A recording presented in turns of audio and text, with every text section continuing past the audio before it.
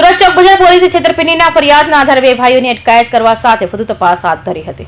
ચોક બજાર પોલીસ પાસેથી મળતી માહિતી પ્રમાણે વેર રોડ વિસ્તારમાં બચત યોજના નામે અનિલ ભોજ અને તેના ભાઈએ છેતરપિંડી આચરી હોવાની ફરિયાદ ચોક બજાર પોલીસ મથકે નોંધાઈ હતી। જે મામલે ચોક બજાર પોલીસે ફરિયાદ આધારે બંને ભાઈઓની અટકાયત કરવા સાથે આગળની વધુ તપાસ હાથ ધરી હતી। ચોક બજાર પોલીસ સ્ટેશનમાં ગત તારીખના રોજ ફરિયાદી શ્રીઓની ફરિયાદ મુજબ સૌપ્રથમ પ્રાથમિક અરજીની તપાસ કરતા ગુનાની મંજૂરી એસઓપી મુજબ આવતા ગત તારીખ ચોક બજાર પોલીસ સ્ટેશનમાં આઈપીસી કલમ 406, 420 અને જીપીઆઈડીની કલમ મુજબ ગુનો રજીસ્ટર કરવામાં આવે છે, જેમાં અનિલભાઈ ભોજ અને અરવિંદભાઈ ભોજની ધોરણસર અટક કરવામાં આવે છે।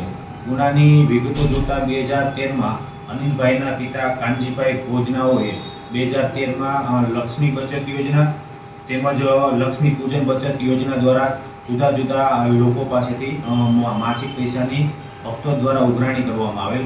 એ જે પૈસાઓમાં એકઠા થઈ સમયાંતરે પાછા પણ 2017માં આ જે કાનજીભાઈ ભોજી એક્સપાયર થઈ જતા તેના બંને પુત્રો અરવિંદભાઈ અને અનિલભાઈએ લોકો પાસેથી બચતના યોજનાના પૈસાના કલેક્શનનું ચાલુ રાખેલ। ત્યારબાદ 2019 બાદ આ જે પાકતી મુદતે જે રૂપિયા આપવાના હોય તેમાં અરવિંદભાઈ અને અનિલભાઈએ હાથ ઊંચા કરી દીધેલા, જેથી અરજદારોને અસંતોષ થતાં સૌપ્રથમ કતારગામ પોલીસ સ્ટેશનમાં પ્રાથમિક અરજી આપેલી।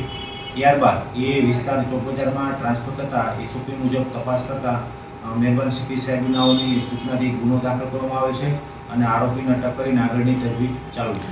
કેટલાની ઠગાઈ કરવામાં આવી છે? આશરે 30 ભોગ બનનારો છે, જેમાં 5 ભોગ બનનારો તો હાલ એક્સપાયર થઈ ગયા છે અને ટોટલ રકમ 39,64,000 રૂપિયા જેવી માતબારની રકમની છેતરપિંડી કરવામાં આવી છે। આરોપી કોણ છે?